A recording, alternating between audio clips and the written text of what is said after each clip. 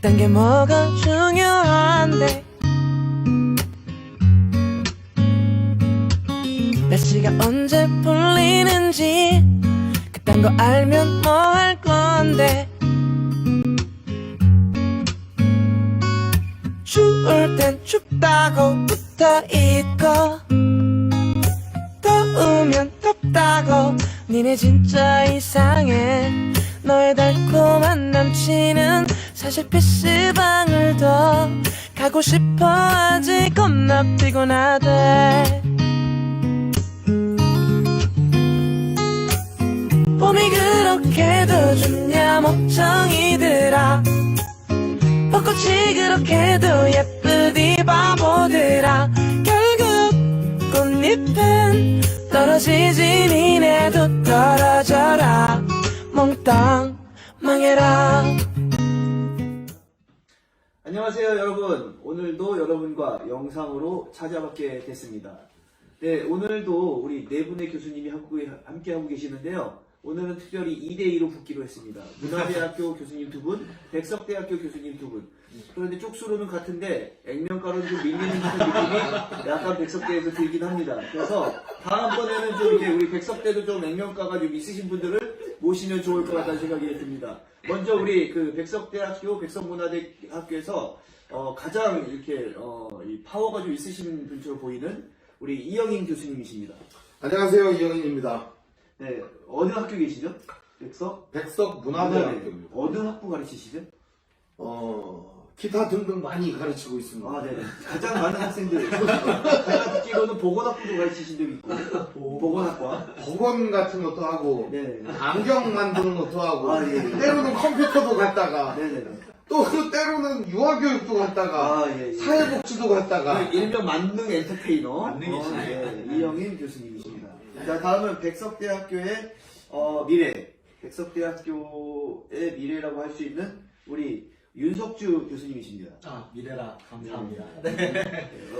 반갑습니다. 저는 ICT 학부 담당하고 있는 윤석주 교수입니다. 반갑습니다. 아줌마를 윤석주 못하지만 이렇게 윤석주 교수님만 이렇게 박수 쳐주지? 그러게요. 미래라 그런가? 좋습니다. 파이팅! 네, 우리 앞으로 박수 쳐주지 않기로. 결국 나와. 자, 이거 영상에서 자르도록 하겠습니다. 박수는 안 치는 걸로 하겠습니다. 자, 다음은 이제 인생의 미래를 발견해 가고 계시는 우리 윤지훈 교수님. 이제 7월이면은 아빠가 되신다고요? 네, 그렇습니다. 아, 네. 아빠가 되시면은 제일 먼저 하고 싶은 거. 이런 아빠가 되고 싶다 뭐 이런 거 괜찮습니다. 아이 둘이 지금 딸입니다. 네. 딸들하고 사진을 찍어주고 싶어요. 제가 사진 찍는 걸 워낙 좋아해서. 아, 네. 예쁘게 그냥. 아, 네. 네. 그걸 유튜브에 올려서. 네. 네, 딸들 둘을 유튜브에 올려서 돈 벌고 싶어 하시는 윤지 교수님이십니다. 벌써? 윤지 교수님 백석문화대인데 어느 학부 담당하시죠? 우리 지난주에도 소개하긴 했지만. 네, 저는 유아교육과 담당하고 있고요. 네. 네, 그렇습니다. 아, 네, 네. 유아교육과에서 딸 둘을 기다리고 있는 우리 윤지 교수님이십니다. 네네. 안녕하세요. 저는 사회복지학부 백석대학교에 있는, 예, 발음 잘하셔야 됩니다. 백석대학교회가 아니라 백석대학교 사회복지학부에 있는 최유석 교수입니다. 반갑습니다. 차렷, 정례. 반갑습니다. 네, 오늘의 주제는 자아 정체성에 관한 것입니다. 네, 정체성, 자아 정체성. 아마 그 자아 정체성이라는 단어를 딱 들으시면 여러분들도 아시겠지만 무슨 얘기를 할지를 이해를 못할 수 있겠구나 이런 추측을 하실 텐데 철학자들도 아마 이해 못했죠. 어렵죠. 네, 뭐 철학의 몇 가지 난제 중에 하나가 정체성이 있는데, 예. 우리 한번 질문을 좀 해보면 좋겠습니다. 여러분 혹시 이 질문에 대답하시면 뭐라고 대답하실 건가요? 너 누구냐 이렇게 물어보면 뭐라고 대답하시나요? 뭐 저는 제가 한번 여쭤볼게요. 너 누구니? 죄송합니다. 제가 좋아하는 영화가 있습니다. 올드보이라고. 올드보이 중에서 가장 제가 좋아하는 씬이 어떤 씬이냐? 누구냐 너? 누구냐 너? 근데 명대사입니다. 이게 저처럼 이렇게 시커먼 양복을 입고 나와가지고 장도리 망치를 가지고 이제 사람들 막 이렇게 두드려 패는 그런 씬도 굉장히 재미가 있지만 왜 누구냐 넌 이런 얘기를 했느냐? 네. 그 사람이 10년 동안 만두만 먹고 버티거든요. 근데 굉장히 어려운 그런 삶이죠. 자기에게 이런 짓을 하는 사람이 누구냐? 그 누구나는 이거는 그 이제 남들한테 질문을 먼저 해야 돼요. 먼저 받으면 대답할 게 없어요. 누구냐 뭐라고 대답하시겠어요? 아, 그렇죠. 막상 지나가는 사람이 저에게 너 누구냐 하면은 머릿속이 복잡해지겠죠. 네. 그래서 제가 수업 시간에 자주 써먹는데요. 제가 주로 학생들한테 질문합니다. 대답할 거 있냐? 너 누구냐? 너에 대해서 설명해봐라. 근데 이제 100이면 100 질문이 애매합니다. 그렇죠. 일반적으로 우리가 학교에서 배운 자기소개 방식은 자기 이름, 자기가 몇 학년인지, 나 몇 살인지, 뭐 이런 게 이제 자기를 설명하는 도구인데, 우리가 오늘은 그런 거 한번 들어보면 좋겠습니다. 윤지은 교수님, 너 누구냐? 이렇게 물어보면 뭐라고 대답하시겠어요? 보통은 이제 뭐 내 직업 가지고 있는 뭐 그다음에 뭐 직분, 직위, 그다음에 뭐 아이 아빠 뭐 누구, 뭐 누구의 남편 뭐 이런 식으로 자기 소개를 하겠죠. 네. 근데 이제 그렇게 해놓고서도 묻겠죠 우리는. 근데 그게 누구야 도대체? 그럼 나는 도대체 뭐야? 라는 얘기를 할 것 같아요. 그래서 저도 사실은 뭐 모르면 뭐 이제 놓고 내 애기 아빠가 됩니다라고 해서 누구 딸들의 아빠입니다 이렇게 얘기하겠지만 그래도 여전히 계속된 그 고민들이 멈추지는 않을 것 같습니다. 그래서 저도 4주 차부터 우리 학생들에게 과제로 내주려고 하는 것이 자기소개서예요. 세상에 제일 어려운 숙제가 자기소개. 네. 저도 물론 여러 번의 자기소개서를 썼지만 자기소개서를 쓰면 쓸수록 자기 자신이 어떠한 삶을 살아왔는지 또 앞으로 어떠한 목적을 가지고 살아갈지를 조금이나마 그 순간이나마 내가 나 자신을 들여다보는 시간이더라고요. 그래서 제가 자기소개서를 쓰게 하는 이유도 가족 간에 아니면 지금까지 내가 살아왔던 삶의 그 환경 속에서 나는 어떠한 사람이었는가 또한 나는 어떠한 책임감을 가지고 어떠한 목적을 가지고 살아가느냐 그것을 보기 위해서 자기소개서를 봤거든요. 그래서 많은 내용이 아니더라도 좋아요. 그냥 한 장에 자기가 어떠한 삶을 살았고 어떠한 목적과 어떠한 방향성을 가지고 살아가는지가 들어가 있으면은 물론 이것을 중간고사 대체 과제로 내주겠지만 여러분 지금 교수님은 강의를 통계로 여러분들에게 숙제를 내주는 현장을 발견하신 겁니다. 네. 아무튼 그렇게 해서 자기소개서를 써보고 자기 자신을 알아가는 하나의 수업이 되었으면 네. 하는 것이 제 수업의 목적이죠. 그렇게 자소서 쓰면 되게 좋겠네요. 진짜. 네. 나온 건가? 아니 저는 장기로 들어보는데 저도 물론 그렇게 과정 속에서 자기소개서를 써왔고 또한 많은 학생들도 대학이라는 곳 이제 자기를 이제는 학습되어 오던 공간 속이 아니라 이제 스스로 나를 배움의 자리로 이끌어내는 자리라고 생각을 합니다. 대학이라는 곳이. 어떤 분은 자기소개서 이렇게 너 누구냐 물어보면 난 신앞에서 단독자다 뭐 이딴 얘기하는 이상한 분도 있으시다고. 되게 똑똑한 사람들이 하는 말인데 이만 얘기하는 거예요. 원래 그런 사람 말하는 것들은 네. 전부 다 네. 그 칸트라든지 니체라든지 이런 사람들이 하는 겁니다. 그런 말. 별로 알면 도움이 안 되는 분들이시네요. 아, 도움 됩니다. 아, 그래요? 네. 예. 난 나다 이렇게 대답한 분도 있다면서요. 근데 보통 그런 질문을 많이 합니다. 저희 학생들한테 너 누구니? 이렇게 물어봅니다. 그러면 전 나는 납니다. 이렇게 얘기해요. 그 말이 좋아서 나는 납니다. 영어로 그것도 물어봅니다. I am who I am 이건데. 그거 함부로 건들면 너는 누구냐? 이거 물어봅니다. 네. 나는 납니다. 그래 너는 누구냐? 나는 납니다. 네. 그러니까 나라는 걸 설명 못 하는 거예요. 한마디로 네. 얘기하면. 한마디로 얘기하면 모른다 이런 말이에요. 하나님이 자기를 소개할 때도 나는 나다 이렇게 얘기하셨는데 그 하나님도 자기를 소개를 못 하는 거예요. 그 하나님이라고 하는 존재하고는 좀 다른 게 네. 하나님은 자기의 존재를 성경에다가 소개를 해놨습니다. 근데 하나님도 난 나다 이렇게 얘기했잖아. 그렇죠. 그러니까 스스로 있는 나라는 어떤 그 부분을 얘기하고 아, 그러니까 이제 성경책에 이미 자기에 대한 존재가 이러이러하다라고 하는 걸 이미 얘기했기 때문에 네. 이런 나다. 그거. 그렇죠. 그렇기 때문에 이미 자기소개가 들어간 나다가 되는 겁니다. 그러면 이제 자기소개서를 내고 나서 교수님이 넌 누구냐 그러면 난 아니다, 납니다 이렇게 대답해도 괜찮겠네요. 그렇죠. 아니 제가 그렇게 물어보면은 저는 자소서를 안 읽은 거겠죠. 네네. 지금까지 한 얘기는 여기 옆에 계신 윤지영 교수님이 알아서 편집하실 거라고 막 질문해봤습니다. 자, 그럼 이제 본격적으로 대화를 좀 해보려고 하는데요. 난 나다 대답한 것처럼 우리가 우리 스스로를 누구라고 느끼어가는 과정들이 필요할 것 같습니다. 여러분들은 기껏해야 이제 죄송해요. 기껏해야 말은 우리를 포함한 말입니다. 우리가 기껏해야 살아봐야 반백년 아직 못 살았는데 뭐 많이 살아봐야 100년도 못 살잖아요. 그렇죠. 그리고 이제 이 강의를 듣고 있는 우리 학생들은 거기에 기껏해야 더 기껏해야인 나이가 많아봐야 뭐 20대 중반 다 이해할 거 아니에요. 우리 학생들의 입장에서 그리고 우리 스스로에게도 질문을 한다면 자아 정체성은 어떻게 형성될 수 있을까? 내가 누구라는 걸 어떻게 알아갈 수 있을까? 이런 거에 대한 우리가 고민이 좀 필요하지 않나 싶습니다. 네. 내가 누군가 이걸 아는 건 굉장히 중요한 일입니다. 왜 중요한 일이냐? 사람이라고 하는 것은 태어나면서부터 이 질문을 하든 안 하든 항상 속에 담고 있는 질문이기 때문입니다. 예, 뭐 저는 철학자들 옆집 아저씨다 이렇게 생각합니다. 우리 옆집에는 칸트가 살고 우리 옆집에는 헤겔이 살고 우리 앞집에는 톨스토이도 살고 그런 것 같습니다. 네. 저는 그런 분들이 저희 아랫집 사람인 것 같아요. 네, 별로 안 친해요. 하도 층간소음을 만들기 때문에. 그렇군요. 예. 그래서 아랫집이 싫어합니다, 우리. 이제 그런데 그런 사람들이 했던 질문이 그런 사람들이 이런 질문들을 했습니다. 나는 누군가? 왜 사는가? 어떻게 살 것인가? 무엇을 위해 살 것인가? 어디서 왔는가? 어디로 가는가? 이런 질문들을 합니다. 네, 여러분들 잘 생각해보면 별거 아닌 것 같지만 질문 하나에도 답하기 어렵습니다. 먼저 저는 자아 정체성에 관한 얘기를 여러분들에게 좀 해드리면 좋을 것 같습니다. 내가 누군가라는 것 속에 다 포함되는 겁니다. 직업, 학교, 가정생활 혹은 내 스스로가 나를 어떻게 보는가 하는 것이거든요. 내 스스로가 누군가 이걸 생각할 때 결정을 많이 해야 될 게 있습니다. 첫째는 잘난 사람인가 못난 사람인가 이런 결정을 해야 됩니다. 그래서 생각을 해보면 난 잘난 사람인가 못난 사람인가 여러분 어떻게 생각합니까?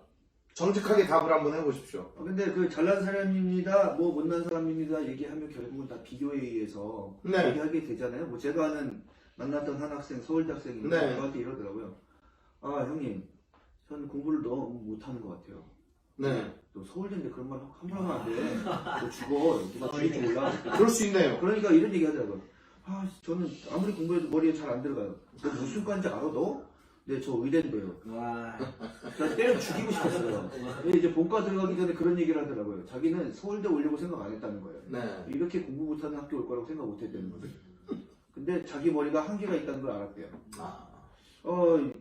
이 서울대 의예과 친구가 그런 얘기 할 정도라면, 네. 대한민국에 자기 스스로를 잘났다고 생각할 수 있을 만한 사람이 있을까요? 모든 사람은 잘났습니다. 왜 그러냐? 정말인가요? 그럼요. 원래 부모의 뱃속에서 태어난 모든 사람은 다 잘났습니다. 왜 그러냐? 잘나지 않으면 나올 수 없거든요. 그러면 아예 자궁 속에서 생존이 불가능합니다. 태어나지 못해요. 잘 나야지만 태어나는 겁니다. 잘 났다는 말은 잘 태어났다라는 말입니다. 그렇기 때문에 모든 사람들은 다 웰하게 살아야 될 존재적인 목적이 있습니다. 자아 정체성이 형성되어지는 과정에 그냥 이렇게 비교하지 말라 이 얘기인 거죠. 뭐 그럴 수도 있는데요. 네네. 나는 사실 그렇게 생각합니다. 비교한다 이런 것보다는 스스로 질문을 해보는 겁니다. 누구한테 물어보는 게 아니에요. 그냥 스스로 물어보는 거예요. 나 잘났니? 나 못났니? 물어보는 거예요. 그러면 그 대답은 주로 자기가 뭘 보고 하느냐? 이웃집 형이나 친구나 동생이나 텔레비에 나오는 사람이나 이런 걸 보고 아까 말씀하신 것처럼 비교를 하게 된다는 거예요. 근데 비교라는 게 하등 쓰잘데기 없는 거거든요. 아까 얘기했던 것처럼 서울대 나온 사람도 비교하면은 하버드하고 비교하면 어떻겠습니까? 예. 네, 그렇습니다. 항상 비교급은 존재하기 마련입니다.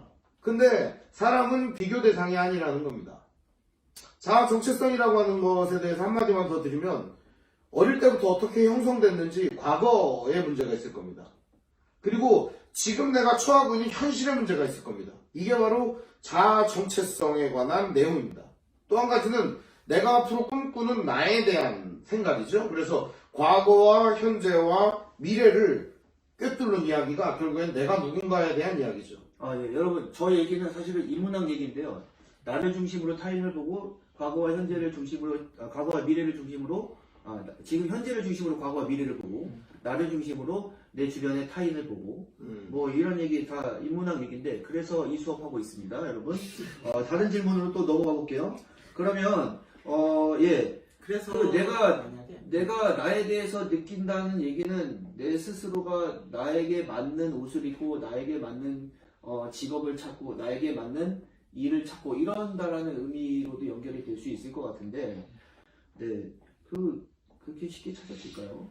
그래서 못 찾기 때문에 많은 기준들이 있을 거라고 생각합니다. 그 기준이 사회적인 기준이냐, 아니면은 내가 앞으로 나의 미래는 어떠한 모습 속에서 살아가기를 바라는, 또한 거기가 나의 목적이겠지라고 생각하고 살아가기 때문에 오히려 때로는 나에게 맞지 않은 옷을 입고 살아가는 사람들이 너무나도 많이 있다라는 거예요. 그렇게 되면은 나의 정체성은 여기가 아닌데, 또한 제대로 인식을 못하고 나의 목표는 여기가 아닌데 한참 살아가다 보니까 이 방향이 달라진 겁니다. 옛말에 이런 말이 있죠. 빨리 가는 것보다 똑바로 가는 것이 중요하다. 방향성을 이야기를 하는 겁니다. 아무리 빨리 갔다가 돌아와서 다시 방향을 찾아서 나아가는 것. 쉽게 말하면 미로와 같아요. 미로를 끝까지 가보고 나서 여기가 아니네 하고 다시 되돌아와서 처음부터 출발하면은 그냥 그 길이 처음부터 바른 목적을 가지고 천천히 가는 사람들보다, 꼼꼼히 살펴보고 가는 사람보다 느리다라는 것이죠. 네. 근데 이제 그러면 이제 돌아오지 말라는 얘기인가요? 아니, 그런 게 아니라 네네. 분명한 것은 내가 나 자신을 올바르게 알고 있을 때, 올바르고 알고 있을 때, 또는 주변 환경에 학습되어지고 또는 그런 강요당하는 그러한 억누르는 나를 벗어나고 나 본연의 정체성을 찾아서 살아갈 때 그 삶이 충족되는 것이지, 그렇지 않고 강요되어지고 환경 속에서 내가 무너지고 이렇게 계속 이 길이 맞는 것인가 고민하면서 살아가는 것은 삶의 만족도가 충족이 되지 않는다는 거예요. 그러니까 세상에 쓸려가서 살면서 그렇죠. 살지 말고 니께 뭔지 찾아가면서 먼저 살아야. 찾는 것이 중요하다라는 거예요. 약간 저 이런 단어가 생각나는데 에클레시아 뭐 이런 단어들 생각나는데 무슨 뜻인지 좀 해주시면 좋을 것 같습니다. 그런데요, 네. 그 인생은 고민의 연속입니다. 그리고 우리가 대하는 철학자들은 전부 다 그런 고민을 했던 사람들입니다. 네, 그러니까 뭐 남들이 고민해놨으니까 우리는 고민하지 말자 이거죠. 아니죠. 그들은 답을 내린 사람들이 아닙니다. 네네. 예를 들면 칸트가 쓴 순수 이성 비판이라는 책이 있습니다. 네. 거기에 보면은 네. 이성적으로 생각한 모든 것에는 비판을 가하자 하는 내용입니다. 뿐만 아니라 이성적으로 도출된 완벽한 결론까지도 네. 비판을 하면은 그것이 완전하지 못하다라고 하는 추론입니다. 네. 그런데 이게 쉽게 말하면 이런 겁니다. 누군가 답을 냈습니다. A는 B다. 과연 B가 맞는가? 아닐 수 있다는 겁니다. 그게 1 더하기 1은 2라고 해도 2가 맞는가? 아닐 수 있다는 겁니다. 네, 한번 이런 질문 다시 해보시면 좋겠습니다. 여러분들 사시면서 내가 맞는가? 내가 입고 있는 옷이 나에게 맞는가? 뭐 이런 질문들 한번 다시 해보시면 좋을 것 같고요. 순수이성 비판처럼 우리가 이미 알고 있는 우리 자신에 대해서 다시 한번 이번 주부터 질문해가기 시작하시면 4년 동안 질문해도 답을 못했지만 어쨌든 제 질문을 시작한 것만으로도 훌륭하다고 저는 생각합니다. 쉬운 얘기 하나만 해드리겠습니다. 예. 평생 이제 질문을 해왔던 사람이 있습니다. 근데 평생 질문을 해왔는데도 답을 찾은 거예요. 나는 이제 가정주부로 살겠다. 그래서 평생 가정주부로 살았던 겁니다. 바느질하면서 집안 식구들 밥 차려주면서 애들 돌보면서 빨래하면서 그렇게 가난하게 힘들게 살았습니다. 그런데 어느 날 눈이 어두워진 겁니다. 바느질 못하게 됐어요. 그래서 이 할머니가 그림이나 그려볼까? 그래서 이 사람 70이 넘어서 그림을 그리기 시작을 합니다. 네네. 그리고 나서 이 할머니는 굉장히 위대한 화가 반열에 오르게 됩니다. 유럽의 루브르에서 전시회도 하고요. 네. 그리고 프랑스에서 하는 전시회를 다 휩쓸이를 합니다. 미국도 마찬가지고 전 세계적으로 유명한 할머니가 됩니다. 그 할머니의 이름은 모지스 할머니입니다. 모지스. 근데 이 모지스 할머니 같은 사례들은 어마무지하게 많습니다. 그러니까 실제로 우리 아까 윤 교수님 말씀 해주신 것처럼, 그러니까 본인이 맞지 않는 옷을 입고 있는데 이제 내가 지금 입고 있는 이게 맞는 건가라는 것을 어쨌든 우리 학생들은 고민하면서 살아가고 있을 테고, 교수님 말씀처럼 빨리 그것을 찾아라라는 말인데, 솔직히 말해서 이제 청년들 입장에서는 거기에 좀 쫓기는 마음도 있을 것 같아요. 왜냐면 내가 뭘 해야 될지 모르니까. 근데 우리나라에서 그렇기도 하고 우리나라 문화 자체가 굉장히 뭔가 늦게 시작하는 걸 이게 좀 이렇게 죄송합니다. 이런 표현 써서 좀 바보같이 생각하고 굉장히 좀 이렇게 재수하는 거를 뭐 인생의 큰 문제처럼 생각하고 맞아요. 남들 대학 갈 때 안 가는 걸 이상하게 생각하고 남들 여러분 대학교 6년 다니셔도 되고요. 8년 다니셔도 되고 10년 다니셔도 됩니다. 4년 안에 대학 졸업 안 해도 되고요. 백성문화대 2년 안에 졸업 못 해도 괜찮습니다. 근데 이런 거 굉장히 빠르게 가야 된다고 자꾸 얘기들 하시잖아요. 졸업하면 취업해야 된다고, 취업하면 결혼하라고, 결혼하면 애 언제 가냐고 물어보고, 애 낳고 나면 애 학교 언제 가냐고 물어보고, 애 학교 가면 애들 대학 어디 가냐고 물어보고, 조금 있으면 너 언제 준비하고도 안 물어보죠. 그런데요, 대부분 빨리 안 위대한 된다고. 사람들은 학교 안 다녔습니다. 빌 게이츠 안 다녔습니다. 다니다 말았습니다. 뿐만 아니라 뭐 서태지는 어떻습니까? 자기가 스스로 학교 때려쳤습니다. 뭐 그렇다고 해서 여러분 때려치라는 건 아닙니다. 학교에서 이런 것도 가르쳐 준다 이겁니다. 굉장히 좋은 걸 배우게 되는 거죠. 그래서 그 말씀이신 것 같아요. 그러니까 찾으면 이제 그 내가 어떤 옷을 입고 살아야 되는지를 좀 분명히 알게 되면 삶에 좀 힘이 생길 것 같은데 우리나라에서 결국 그 얘기죠. 삶의 방향에 대한 이야기를 계속 하고 그렇죠. 있는 건데. 방향도 방향이지만 무엇보다도 환경에 나 자신을 휩쓸리지 끼워 말라. 넣지 말라는 거죠. 본인만의 생각. 먼저 환경이 어려울 수 있어요. 누구나 환경이 여유로운 건 아니니까. 물론 저도 학교 다닐 때 여유롭지는 않았지만 그 환경 속에서 어떻게 살아가느냐, 본인의 삶을 바로 찾아가느냐가 중요하다라고 생각을 합니다. 그래서 환경에 굴하는 내 모습이 아니라 환경이 어떻더라도 나 자신을 돌아볼 수 있는 그러한 시간으로 대학 생활을 고민을 해봤으면 좋겠다라는 것이죠. 저도 좀 비슷한 맥락을 하나 말씀드리면 우리나라에서 평균적으로 본인이 어떤 자신의 그 하고 싶은 일을 찾는 나이가 몇 살인 줄 아세요? 몇 살 정도? 진짜 제대로 내가 내 인생에 그 맞는 옷을 입었다고 생각하면서 그걸 찾아가는 평균적 나이. 30? 야 궁금하네. 아니야, 그거 못 봐야 돼요. 30 아니에요. 일단은 제가 못 찾았으니까 저보다 나이가 한 50이 돼야 찾지 않을까. 50은 좀 너무 많이 갔고 평균적으로 한 38쯤이 돼서 아, 비로소 본인이 진짜 맞는 거, 이게 내가 네. 정말 인생이고. 참고로 저는 38이 안 됐습니다.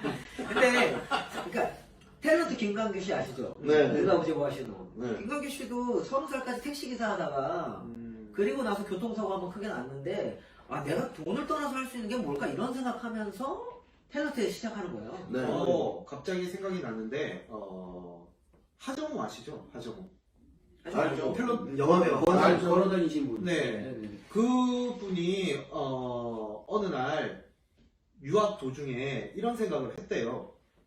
그분은 크리스찬이었는데 분명히 집에서 주는 돈으로 나는 공부를 해야 하는데 나는 그냥 미국에서 흥청망청 놀고 즐기고 있었던 거예요. 그런데 불안한 거죠.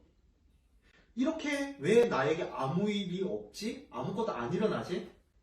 그렇게 불안하던 차에 갑자기 한국에서 아버지가 형편이 어려워졌으니 한국으로 들어와라 하는 순간 그 하정우가 깨달은 거예요. 뭐라고 생각을 하냐면은 그럼 그렇지. 나에게도 이런 고난이 찾아오지. 그런데 너무나도 웃긴 거예요. 나에게 어떠한 상황이 올지 모르지만 그 사람은 무언가 불안했던 거예요.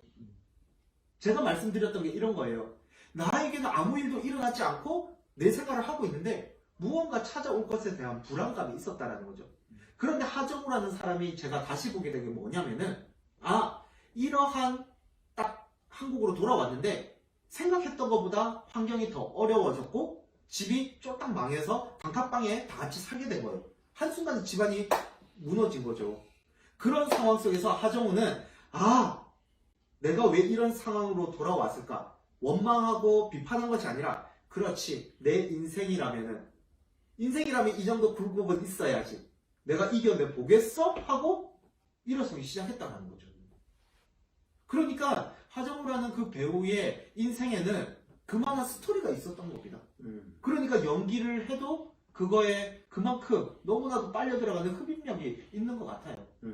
이렇듯이 제가 말씀드리고 싶은 것은 인생을 살아갈 때에 우리가 삶에 만족이 충족되지 않는 부분이 있다거나 아니면은 불안하거나 이러한 것을 누구나 가질 수가 있다는 거예요. 어떤 사람이든. 그러나 그 상황 속에서 환경을 똑바로 바라고 나 자신이 어디에 있는지, 어느 포지션에 속하는지를 깨닫고 또한 그 환경을 이겨내고자 노력을 할 때에 그 사람은 성공을 한다는 것입니다. 우리가 이 점을 잘 한번 생각해 봤으면 좋겠습니다. 아멘. 네, 한마디로 얘기하면 상황을 초월하는 얘기를 하는 것 같습니다.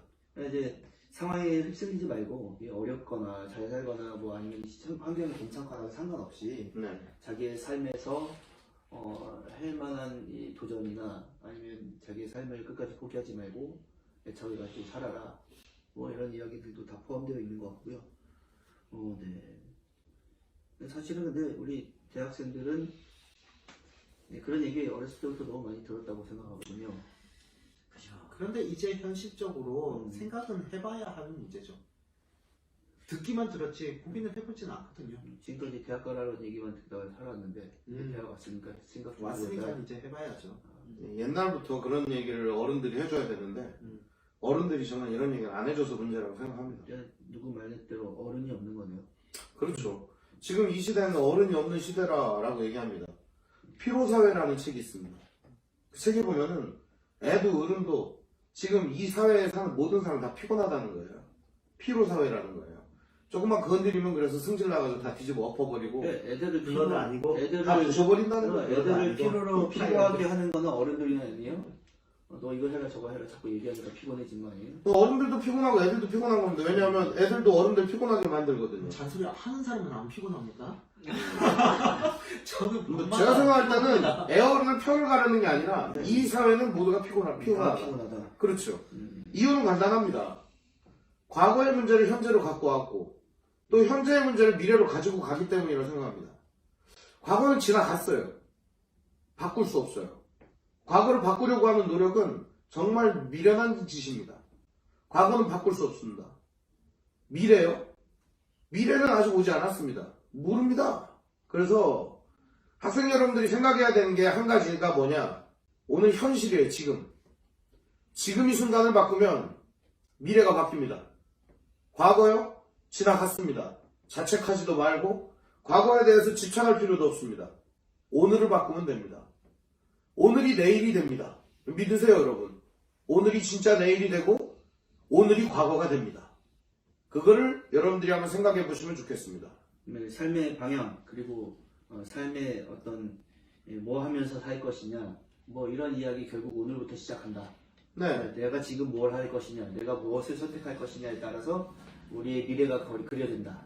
네. 지금의 내가 과거에서부터 그려졌다. 이 얘기를 계속해서 말씀하시고 계시는 것 같습니다. 네.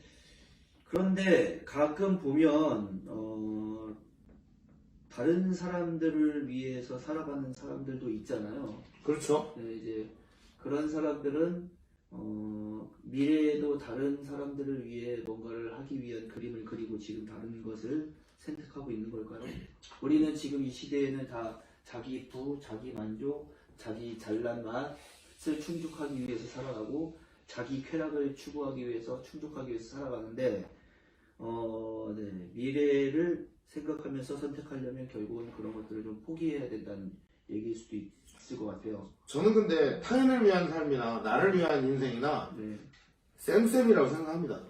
표준어 좀 써주시죠. 이퀄이다. 네. 똑같다. 네. 뭐냐. 한마디로 얘기하면 내가 날 위해서 열심히 일합니다. 그래서 내가 음식점을 합니다. 네. 굉장히 맛있고 질 좋고 훌륭한 재료로 사람들을 위해서 내 식구를 먹인다는 마음으로 요리를 만듭니다. 그럼 그 음식을 먹는 사람 역시도 훌륭하고 맛있고 그 아름다운 요리를 먹으면서 돈을 내는 것을 아까워하지 않을 겁니다. 그리고 내 친구, 가족, 이웃, 이 사람들에게도 내가 이 요리를 먹여주고 싶구나. 데리고 올 겁니다, 아마. 입소문을 거쳐 식당은 대박이 나겠죠. 근데 진짜 중요한 거는 그런 식으로 한다면 그 요리를 만들어내는 사람이나 먹는 사람이나 함께 공감하며 저는 상생할 수 있을 거라고 생각합니다. 결국 타인을 위한 삶이라는 건 나를 위한 인생이고 나를 위한 인생이라는 건 타인과 함께 같이 공존하는 삶이라는 거죠. 예, 조금 더 얘기를 하면은 영화에 보면 패치 아담스라는 영화가 있습니다.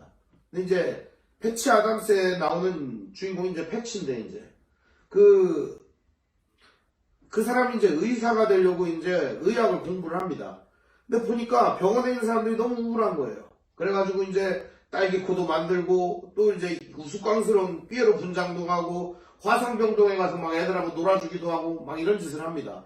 그리고 정말 심각한 암에 걸린 사람들에게 막 웃게 만들어주고 근데 실제로 치료 효과가 좋아지고 병원에 있는 분위기가 완전히 좋아집니다.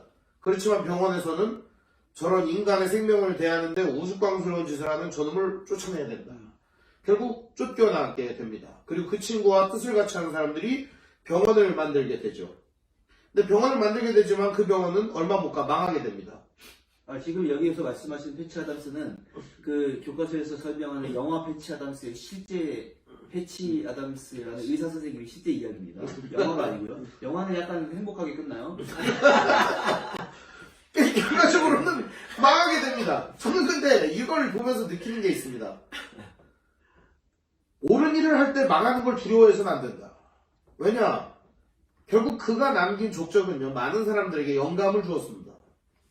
그리고 마찬가지로 지금도 죽은 사람, 우리가 뭐 이순신 장군, 아유, 죽었네, 결국에 뭐. 나라에 충성할 필요 없건데? 이를 생각하는 사람 아무도 없습니다.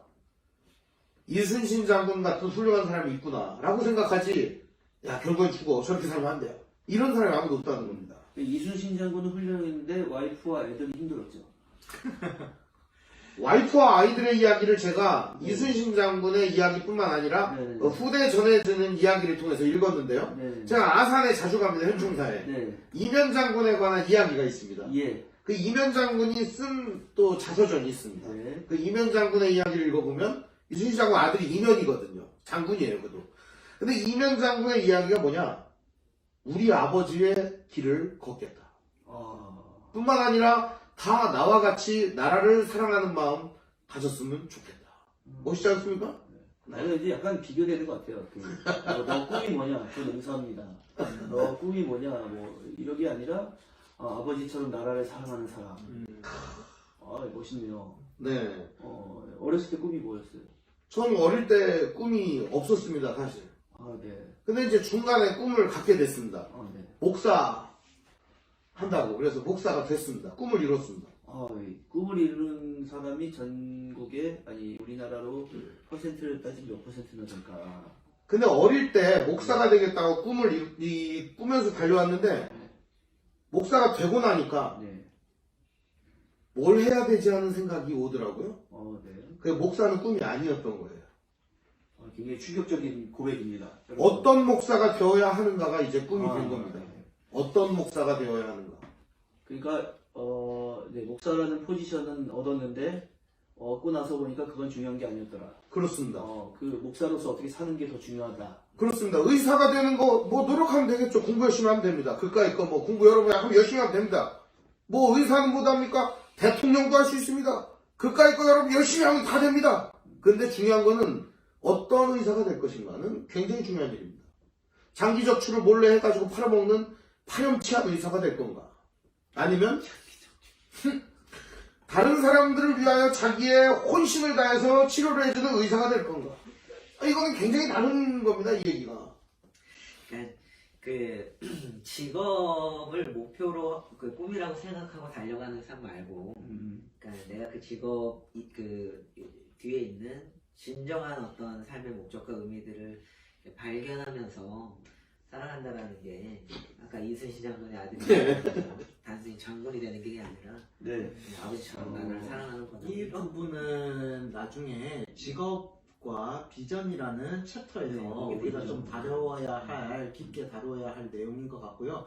제가 뭐 하나 고백을 하자면은, 저도 대학을 다닐 때 여러분들과 똑같은 나이에 똑같은 자리에서 공부를 한 여러분들의 선배죠. 여기도 선배, 여기도 선배, 여기도 선배입니다.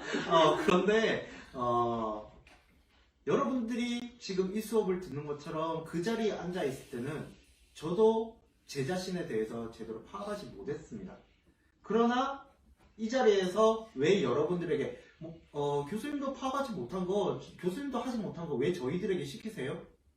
먼저 살아본 사람으로서 여러분들에게 반드시 필요하고 도움이 되기를, 여러분들이 더 나은 삶과 더 나은 여러분들의 미래를 알려드리기 위해서 이 자리에서 말씀을 드리는 거고요. 지금 좀 전체 이야기가 비전에 대한 이야기도 굉장히 자연스럽게 나는 누구인가라는 것을 고민하다 보니까 그 비전에 관한 이야기까지도 온 것 같은데, 아까 이제 교수님 말씀하신 것처럼 어쨌든 우리가 분명한 목적을 가지고서는 우리 인생을 살아내야 한다. 그렇죠. 네, 그래서 그 부분은 굉장히 동의하고요. 그래서 이게 자아 정체성이라는 거니까 인간이 근본적으로 나는 누구인가라는 이 존재적인 질문과 함께 계속해서 어쨌든 죽을 때까지 이걸 물을 거 아닙니까? 내가 그렇죠. 직업을 가져도 그 꿈을 이루어도 이 질문은 계속 될 것 같고, 그러다 보니까 그 아까 말씀하셨던 나열하셨던 철학자들이 끊임없이 모든 철학자들이 그런 질문을 던졌던 것 같고, 개인적으로는 이제 그 나라고 하는 사람이 이 세상에 태어나게 된 게 존재하게 된 것 자체가 내가 있고 싶어서 있었습니까? 어떤 사람들은. 네. 그러니까 어쨌든 이게 어떤 창조주 하나님에게서 의하면은 우리는 이제 그 태어나진 거고 존재하게 된 거고 선물과 같은 삶이라고 표현해 볼 수도 있는데, 우리가 일간 때 그 생명이라는 부분을 그 첫 수업 때 한번 다뤘었잖아요. 그 생명이 한자어로 풀면 날생의 명할 명자라고, 그러니까는 뭐라 해야 되죠? 살리는 명령인 거죠. 살라는 명령인 거예요. 신의 의미는 어떤 의미를 주면. 근데 이걸 또 다르게 한번 표현해 보면은 명령을 살아내다라는 표현일 수도 있잖아요. 명령을 살아낸다. 근데 이제 재밌는 거는 예수님께서 이것을 분명히 알고 있었다고 하더라고요. 뭐라고 표현하냐면 예수님이 이런 말씀 하시잖아요. 나는 이 일을 위해서 보냄을 받았다. 그러니까 예수님 분명히 알고 있는 거예요. 내가 이 땅에 온 것은 어떤 나를 보내신 이에 의해서 내가 보냄을 받은 사람이다라는 걸 분명히 알았고, 그러면서 예수님의 그 1년의 삶을 보면은 분명한 목적을 가지고서는 예수님의 우리가 흔히 배우는 공생의 삶이라든지 사역을 했던 3년간의 삶이라든지 그 일생을 그렇게 살아오셨거든요. 죽음까지도. 좀 비슷한 맥락에서 우리가 어쨌든 내 삶의 목적을 그러면 어떻게 할 것인가, 분명한 목적인데 이 분명한 목적을 찾기 위해서 철학자들도 계속해서 고민했었고 우리들도 앞으로 계속 고민해 가겠지만, 중요한 건 그 질문을 가진 채로 살아가는 게 인간인 것 같고, 그 목적을 과연 나는 어디서 찾아갈 것인가, 계속된 그 질문을 던져가면서 살아가면서 찾아가는 것이 아닐까라는 생각을 좀 가져봅니다. 분명한 목적이라는 것을. 살아가면서. 그렇죠. 그럼 나는 무엇을 위해 살아가는가? 라는 질문으로 받아들여도 되는지. 그렇죠. 나는 무엇을, 이 질문을 계속하는 거죠. 인간의 존재. 사실은 그 질문을 나이가 들어서도 하게 될 것 같아요. 결국은 이제 나중에 직업하고도 연결될 수밖에 없는데, 삶을 얘기하면 결국은 재정적인 한계도 이 삶을 구성하는 테두리가 되는데, 그 환경에 맞춰 우리가 연봉 1억을 원한다고 다 연봉 1억이 되는 건 아니잖아요. 이제 그것처럼 내 삶의 환경에 맞춰서 내가 할 수 있는 것들을 정하고 그 안에서 내가 이룰 수 있는 것들을 찾고 이루어가고, 또 못 이루어 나간다고 그것을 또 실패라고 보지 말고 또 그 안에서 할 수 있는 걸 찾고 또 다음 단계에 이루어가야 될 것들을 찾고. 제 주변에 그래서 취미로 시작한 게 직업이 된 사람들이 너무 많고, 또 직업을 가지고 있었지만 또 다른 직업으로 직업이 바뀐 사람들도 좀 많이 있고, 이런 걸 볼 때 인생의 목적을 한 번에 단언하면 좀 어려울 수도 있겠다. 인생이 너무 크게 한계를 지어버릴 수도 있겠다. 철학적 질문이에요, 사실. 그래서 저는 그러한 환경 속에서도, 부딪히는 환경 속에서도 무엇을 위해 살아갈 것인가라는 고민을 하고 있는 우리 학생들에게 영상을 하나 보여드리려고 그래요. 여기 교수님들도 한번 보시면 좋겠는데 영상 한번 틀어드리도록 하겠습니다.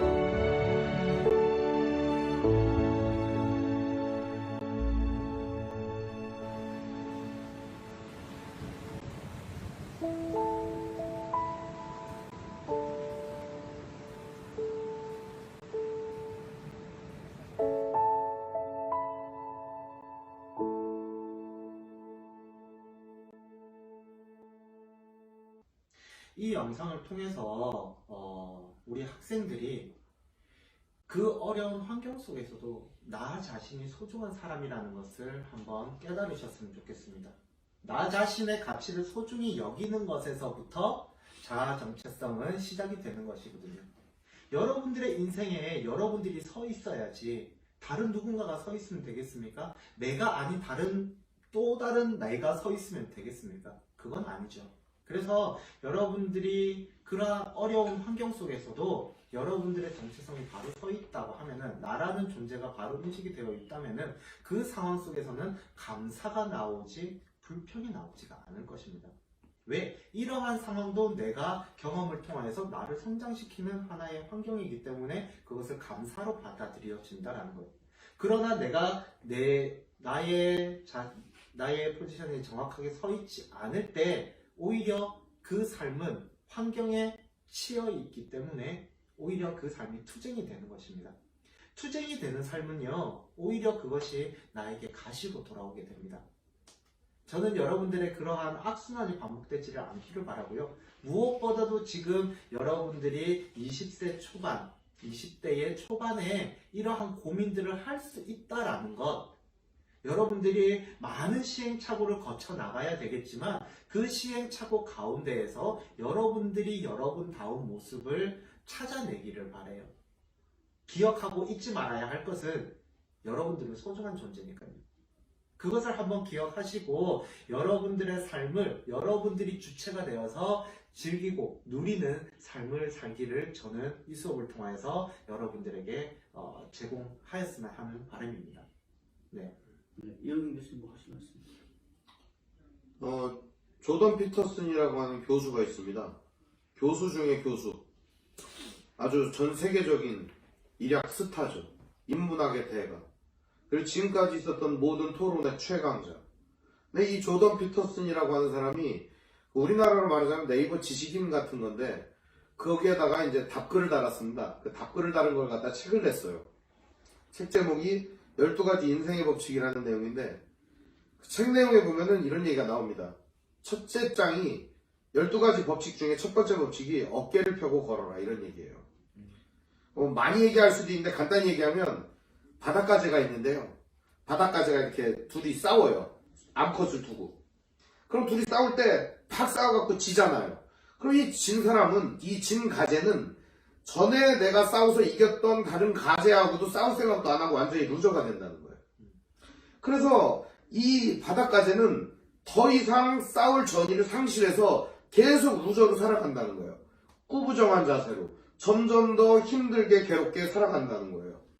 그런데 전쟁에서 이긴 바닷가재는 세로토닌이라는 게 분비가 된다는 거예요. 그래서 더 키가 커 보이게 만들고 더 힘세게 보이게 만들고 더 대단하게 보이게 만든다는 거예요. 그래서 이러한 가재가 지나갈 때마다 루저들이 다 인사를 하고 다 고개를 숙이게 된다는 내용이에요. 여러분들에게 뭐 그런 거를 요구하는 게 아니에요. 이게 무슨 얘기냐? 내가 고개를 숙이고 내가 이렇게 다닐수록 사람들은 나를 그렇게 인식할 수밖에 없다는 거예요. 우리 인간의 구조와 사회 구조와 바닷가재의 사회 구조와 비슷한데 우리가 고개를 들고 어깨를 펴고 이긴 사람처럼 걸었으면 좋겠어요. 그리고 여러분들이 뭔가 자신 있는 사람이라고 생각하고 여러분의 일을 했으면 좋겠어요. 왜냐? 어깨를 펴고 당당하게 걷는 것부터 시작하는 거죠. 말을 또박또박하는 훈련부터 시작하는 거죠. 왜요? 여러분들은 꿀릴 게 없으니까. 아까 얘기했던 것처럼 여러분은 훌륭한 사람이고 좋은 사람이고 소중한 사람이기 때문이죠. 그렇게 되면 모든 사람들이 여러분들을 저 사람은 정말 용기 있는 사람이야 그렇게 봐준다는 겁니다. 설령 그렇지 않을지라도 그런 자세를 갖는 것만으로도 여러분들은 자신감 있게 살 수 있을 거다라는 얘기를 해줍니다. 그 책의 뭐 결론까지 가면 굉장히 재밌습니다만 꼭 한번 읽어보시길 추천합니다. 네, 윤지영 교수님 뭐 말씀하실 거 있습니다. 네, 학생들 응원하는 분위기. 이 수업은 항상 격려로 끝나네요. 그러니까 그 굿닥터라는 그 드라마를 재밌게 봤었는데 그 드라마의 마지막 회차의 클로징 멘트가 뭐였냐면 물어보더라고요. 어떤 의사가 좋은 의사입니까? 그때 이런 얘기를 하거든요. 고민하는 의사는 다 좋은 의사입니다. 이게 저는 되게 인상 깊었거든요. 제가 이제 20대인데 사실은 저는 이렇게 생각해요. 그러니까 만약에 지금 우리가 삶의 목적을 다 알아버리면 저는 인생 재미없을 것 같아요. 솔직히 말해서. 그래서 드라마 아닌가. 찾아가고 아까 말씀하셨던 그런 나름대로의 그 뭐라 해야 돼 굴곡 있는 삶들을 통해서 뭔가 깨달아 알게 되고 그러면서 뭔가 만들어가고 발견하게 되는. 특별히 이 20대는 아직 젊잖아요. 여러분들 굉장히 젊고 이 시기에 우리가 내 인생의 목적이 뭔가를 깊게 고민하고 성찰하면서 그게 때로는 아플 수도 있고 감당하기 힘들 수도 있고 또 어떤 때는 너무나 행복할 수도 있고 찾았다 했으나 찾지 못한 것일 수도 있고 어쨌든 이런 일련의 모든 과정들을 이 20대의 이 기간에 우리가 경험하고 배워가면서 고민해가면서 삶의 목적을 찾아가는 이 시기라는 것. 그래서 내 지금 20대는 그걸 배워가고 알아가고 경험해 나가는 시기구나. 절대 성공 실패를 말할 수 없는 나이고 가수 B가 29살 때가 월드 투어 하면서 어떤 패션 그 어떤 샵을 그러니까 회사를 하나 차린 거예요. 디자인 회사를. 근데 이제 그 B의 삶을 조명하는 그 영상에서도 B가 이런 되게 멋있는 얘기를 했어요. 저는 아직 성공 실패를 논할 수 있는 나이가 아닌 것 같다고. 저는 그게 멋졌어요. 어마어마한 성공을 이뤄놓고서도 자신의 삶을 성공이라고 얘기하지도 않고 더 재밌는 건 실패라고 얘기하지도 않은 거죠. 그러니까 여전히 B는 그 자신의 삶에 대한 존재를 찾아가고 있는 거겠죠. 그러니까 이게 20대라고 하는 이제 물론 나이는 저희들에게는 좀 쫓길 수 있을지 모르겠지만 여러분들에게는 선물처럼 주어진 시간 아닌가라는 생각을 해보고요.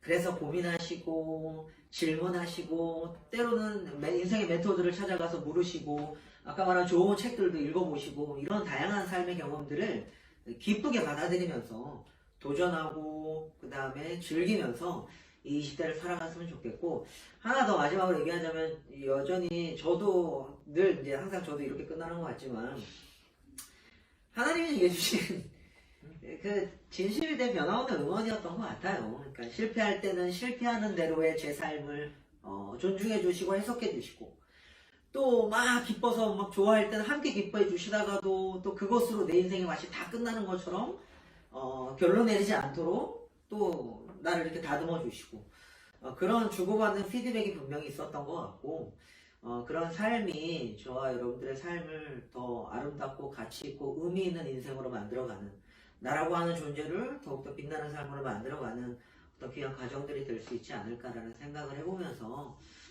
아직 내가 누구인지 모르는 헷갈리는 그런 우리 청년들의 삶을 응원하고 싶네요. 여러분 소중하니까.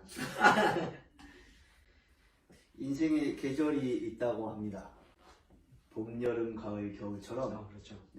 추워서 움츠릴만 할 때도 있고 또 더워서 우통을 벗고 걸어 다녀야 될 때도 있고 또 뭔가 새로운 것이 솟아나는 때도 있고 또 다 이제 접고 정리하고 또 낙엽이 떨어지듯이 삶의 무엇인가를 또 털어내야 될 때도 있고 그런데 어떤 계절인지 우리가 남의 삶을 함부로 재단할 수는 없잖아요. 그렇죠.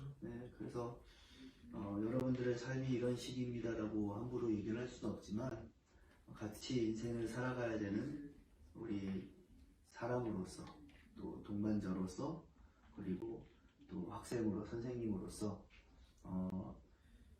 삶의 의미를 찾아가고 또 만들어가면 좋겠다는 생각이 듭니다.